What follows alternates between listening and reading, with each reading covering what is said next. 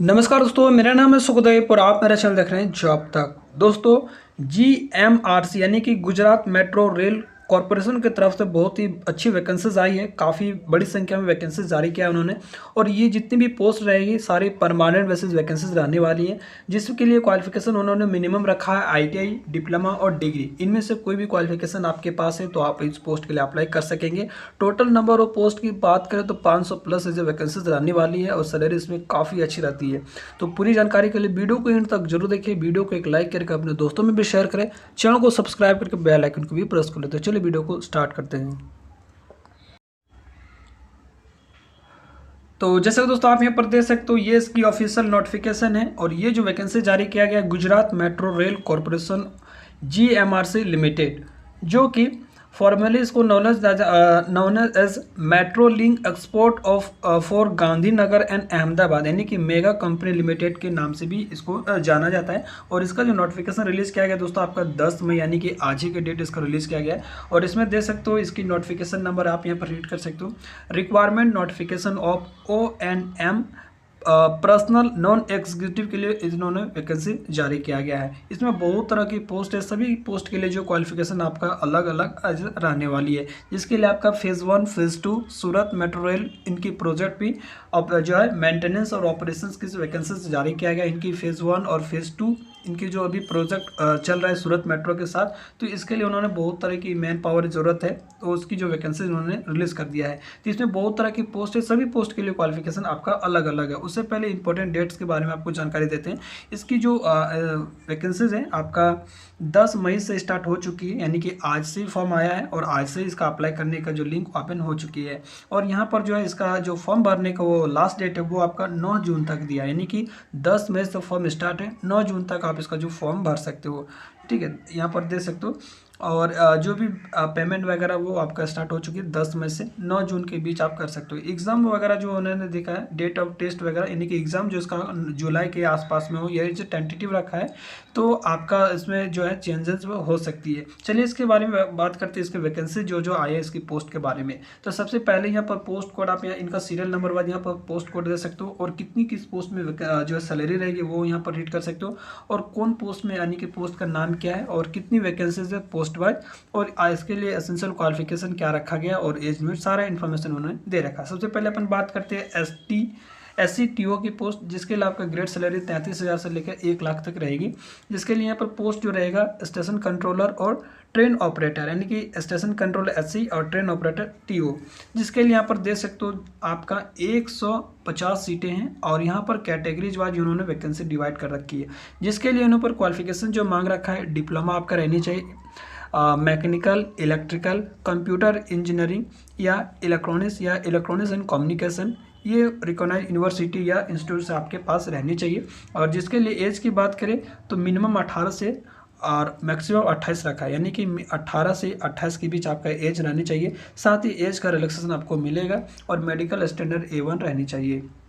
Next जो vacancies आपका CRA की रहेगी, जिसमें आपका 25,000 से लेकर 80,000 तक सैलरी रहेगी। कस्टमर रिलेशन असिस्टेंट CRA की वैकेंसी रहेगी। इसमें आपका 46 पोस्ट है, और इसके लिए आपका साइंस ग्रेजुएशन आपका फिजिक्स केमिस्ट्री मैथमेटिक्स में रहनी चाहिए, यानी आपने नॉर्मली BSc वगैरह कर रखे हैं फिजिक्स या केमिस्ट्री या मैथमेटिक्स से, तो आप इस पोस्ट के लिए एलिजिबल होंगे। 18 से 28 तक एज रहनी चाहिए। इसमें भी A1 की आपका मेडिकल स्टैंडर्ड रहनी चाहिए। उसके बाद JEE इलेक्ट्रिकल की वैकेंसीज है, जिसमें आपका जूनियर इंजीनियर आपका इलेक्ट्रिकल के लिए 31 पोस्ट है। आपका डिप्लोमा इलेक्ट्रिकल इंजीनियरिंग से रहनी चाहिए, और 18 से 28 के बीच आपका एज रहनी चाहिए। उसके बाद जूनियर इंजीनियर इलेक्ट्रॉनिक्स के लिए भी उन्होंने 28 पोस्ट जारी किया गया है। इसके लिए आपको क्वालिफिकेशन डिप्लोमा आपका इलेक्ट्रॉनिक्स या इलेक्ट्रिकल से electronics and electronics communication engineering से आपके ब्रांचेस रहनी चाहिए। 18 से 28 के बीच आपका एज रहनी चाहिए। उसके बाद जूनियर इंजीनियर मैकेनिकल के लिए भी पोस्ट है। उसके लिए आपका 12 पोस्ट है, जिसमें डिप्लोमा आपका मैकेनिकल से रहनी चाहिए। 18 से 28 साल के बीच आपका एज रहनी चाहिए। उसके बाद JS सिविल के लिए वैकेंसीज है, उसमें आपका 6 पोस्ट है, और आपका डिप्लोमा सिविल से रहनी चाहिए। उसके बाद मेंटेनर, जिसमें यहाँ पर जो है ITI वाले अप्लाई कर सकते हैं। ITI के लिए काफ़ी अच्छी सीटें हैं। फिटर के लिए मेंटेनर फिटर की जो पोस्ट रहेगी, इसमें आपका मेंटेनर फिटर की जो सैलरी रहेगी 20,000 से लेकर लास्ट आपका 60,000 तक सैलरी रहेगी। और फिटर के लिए आपके यहाँ पर 58 सीटें दी हैं, जिसके लिए आपका ITI 2 ईयर्स का फिटर ट्रेड से रहने चाहिए। आपने एनसीवीटी से की हो या एससीवीटी से, गवर्नमेंट या प्राइवेट दोनों इसमें एलिजिबल होंगे। 18 से 25 साल तक एज रखा गया है और इसमें मेडिकल स्टैंडर्ड B1 रखा गया है। उसके बाद जो है ITI के लिए और भी बहुत सारे पोस्ट है, जिसमें आपका मेंटेनर इलेक्ट्रिकल के लिए, यानी कि आपने इलेक्ट्रिशियन से ITI की है तो उसके लिए आपका 60 सीटें हैं और इसमें भी आपका ITI 2 ईयर्स का इलेक्ट्रिशियन ट्रेड से रहनी चाहिए, 18 से 25 के बीच एज रहनी चाहिए। उसके बाद मेंटेनर इलेक्ट्रॉनिक्स की बात करें तो इलेक्ट्रॉनिक्स ट्रेड के लिए भी उन्होंने वैकेंसी जारी किया है। 33 सीटें हैं इलेक्ट्रॉनिक्स के लिए। इसमें आपका ITI 2 साल का इलेक्ट्रॉनिक्स ट्रेड से रहनी चाहिए, 18 से 25 के बीच एज रहनी चाहिए। साथ ही इसमें मैंने आपको बताया था कि एज का रिलैक्सेशन आपको मिलेगा, तो SC ST SEBC या OBC या EWS के लिए एज का रिलैक्सेशन मिलेगा। ठीक है, यहाँ पर आप देख सकते हो। और यहाँ पर देखिए EWS वगैरह के लिए और जो भी कैटेगरीज वाइज है वो आपके जो भी गवर्नमेंट के रूल्स है उनके अनुसार से आपको मिलेगा। क्वालिफिकेशंस की बात करें तो ITI के लिए जो भी मेंटेनर का पोस्ट है वो आपका ITI होनी चाहिए, बाकी जो पोस्ट के लिए जो क्वालिफिकेशन है वो आपकी रहनी चाहिए। ठीक है, उसके बाद जॉब प्रोफाइल्स के बारे में बात करें तो पोस्ट अनुसार से आपका जॉब प्रोफाइल्स रहेगी। जैसे स्टेशन कंट्रोलर और स्टेशन ऑपरेटर की बात करें तो interchangeable in nature as per the requirement metro rail corporation, जिसमें आपका डिपोट कंट्रोल के सेंटर, ऑपरेशन कंट्रोल सेंटर्स, तो इस तरह से जो भी पोस्ट है उसके अनुसार से आपका पोस्ट एज रहने वाले। अभी बात करते हैं मेंटेनर के लिए, तो इसमें देखिए मेंटेनर की बहुत सारी वेरियस सिस्टम है, जैसे process in connections with operation maintenance in metro trains and installation execution various system like as a lift, escalators, tracks, structure track, E&M, singling, बहुत सारी वर्क रहती है। तो आपके पोस्ट अनुसार से इनका जो जॉब प्रोफाइल भी उन्होंने जो है मेंशन दे रखा है। ठीक है, उसके बाद यहाँ पर देखिए क्वालिफिकेशन के बाद यहाँ पर सिलेक्शन प्रोसेस के बाद की बात करें तो यहाँ पर जो है वो आपका पहला रिटन एग्जाम होगा जिसमें आपका 100 नंबर का रहेगा। उसके बाद जो गुजराती लैंग्वेज का भी टेस्ट होगा जिसमें आपका 20 नंबर का रहने वाली है। यहाँ पर securing minimum score general category की बात करें तो 60% लाना पड़ेगा। उसके बाद ST SC EWS की बात करें तो 50% मार्क्स लाना पड़ेगा। In the test of Gujarati language shall only be considered for selection, the marks in Gujarati language will not be considered for the merit listing. तो यहाँ पर आपका जो 20 नंबर का गुजराती लैंग्वेज का जो पेपर्स या टेस्ट होगा वो उसमें जस्ट आपको क्वालिफाई करना है। ये आपका जो है फाइनल मेरिट लिस्ट में से लेना देना कोई नहीं, यानी कि आपका जो सिलेक्शन होगा वो आपका रिटन एग्जाम में जो टेक्निकल बेसिस या नॉन टेक्निकल के क्वेश्चन रहेंगे उनके आधार पर आपका सिलेक्शन होगा। 20 नंबर जो गुजराती लैंग्वेज का क्वेश्चन रहेगा just as a qualified nature रहेगा, वो आपको मेरिट में इसमें इंक्लूड नहीं किया जाएगा।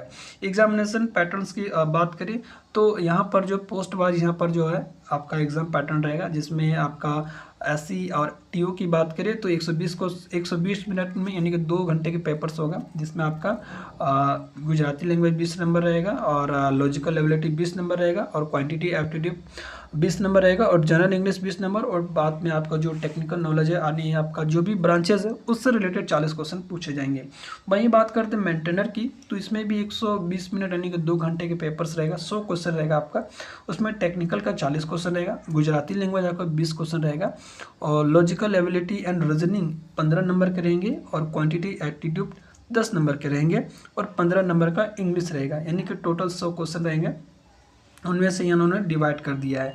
इनकी अदर डिटेल्स और इसके ऑफिशियल सिलेबस वगैरह के लिए आप यहाँ पर इनको रीड कर सकते हो जाके। ठीक है, नेगेटिव मार्किंग भी रखा गया, 1/4 आपका नेगेटिव मार्किंग रखा गया। कट ऑफ स्कोर की बात करें तो ईच टेस्ट या part selection will have minimum passing cut off score as well on the total score as decide by GMRC। तो इनके जो कट ऑफ स्कोर वगैरह जो भी होगा, पासिंग मार्क मिनिमम कितना रहेगा नहीं रहेगा, इनकी टोटल स्कोर कितना और टोटल स्कोर में से डिसाइड किया जाएगा, इनके GMRC पर डिपेंड करता है।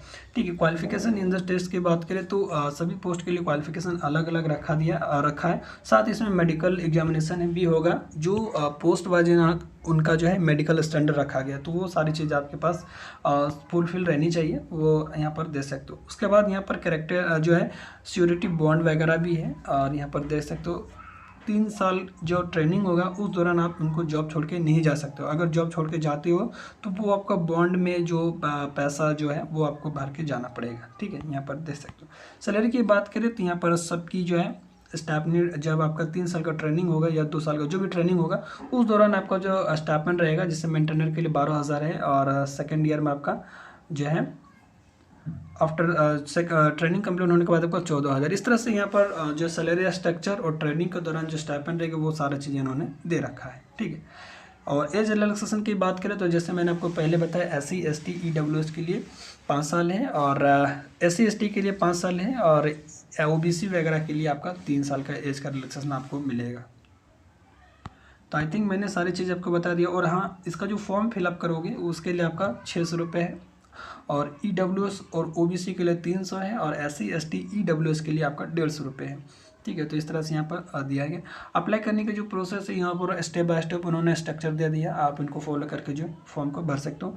कितनी केबी की फ़ोटो वगैरह लेके सारा इन्होंने डॉक्यूमेंट्स वगैरह सारा इन्होंने दे रखा है। अप्लाई करने का जो अप्लाई करने का जो लिंक है ये इसकी ऑफिशियल लिंक है, आप यहाँ से डायरेक्टली अप्लाई कर सकते हो। वैसे इसका लिंक वीडियो के डिस्क्रिप्शन बॉक्स में आपको मेंशन कर दूंगा। तो आई थिंक मैंने सारी चीज़ आपको बता दिया। फिर भी आपके अंदर कोई डाउट रह जाती है तो कमेंट के माध्यम से पूछ सकते हो। मिलता है अगले वीडियो में, तब तक के लिए टेक केयर, जय हिंद, वंदे मातरम।